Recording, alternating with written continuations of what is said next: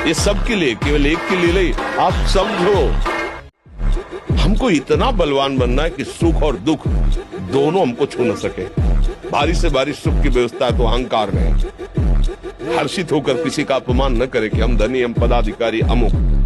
भारी से भारी दुख आया तो हमें किसी के सहयोग की जरूरत है।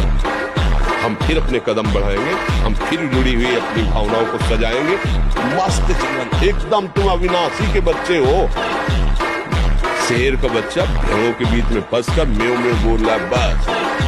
अगर दहाड़ना सीख जाए तो कोई भी उसे परास्त नहीं कर सकता। ऐसे भगवदंश, तू प्रपंच में फंसकर अपने को इतना दीन क्यों देख रहा है? तू ऐसा है तो भगवान के दिव्यास्त्र में भी ताकत नहीं तेरे को मार सकती। तू अविनाशी का अविनाशी बच्चा है। विनाशी भोगों को, विनाशी शरीर को मैं मान के इतना भयभीत, इतना दुख।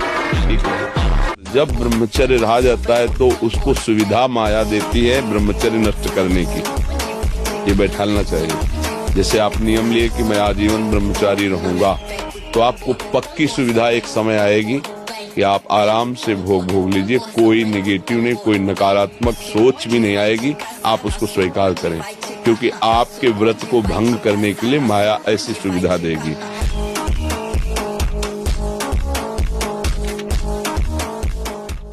आज से अगर आप नियम ले लो कि जो गंदी बातें मेरे जीवन में है, मर चाहे जाऊं, कभी नहीं करूंगा।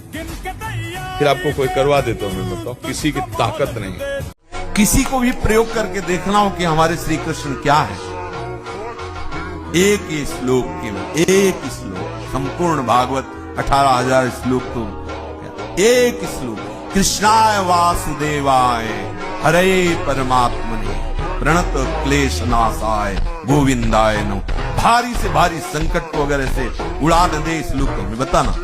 खेल ऐसा खेलो जिसमें घाटा ना हो। क्या मुर्दे जैसा जीवन, जो इंद्री जैसा चाहे वैसा डाउन कर दे, जैसा चाहे वो हमें शोक दे दे, दुख दे। थोड़ा सा साहसी हो। तुम भगवान के अंश हो, तुम कुछ भी कर सकते हो, कुछ भी।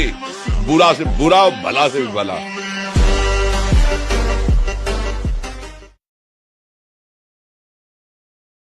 हमारे शब्द तो जरूर अच्छे नहीं लगेंगे, पर सही पूछो तो कृपा है जो असलियत का पता चल रहा है।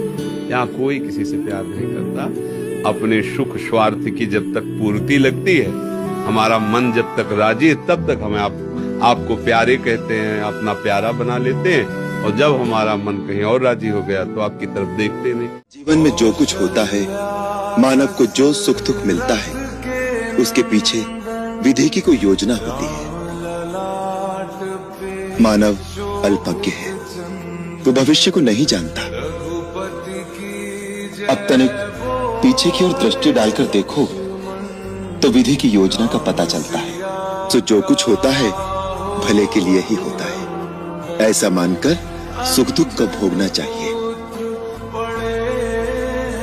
विधाता दुख शिक्षा के लिए देता है और सुख मानवता की परीक्षा के लिए।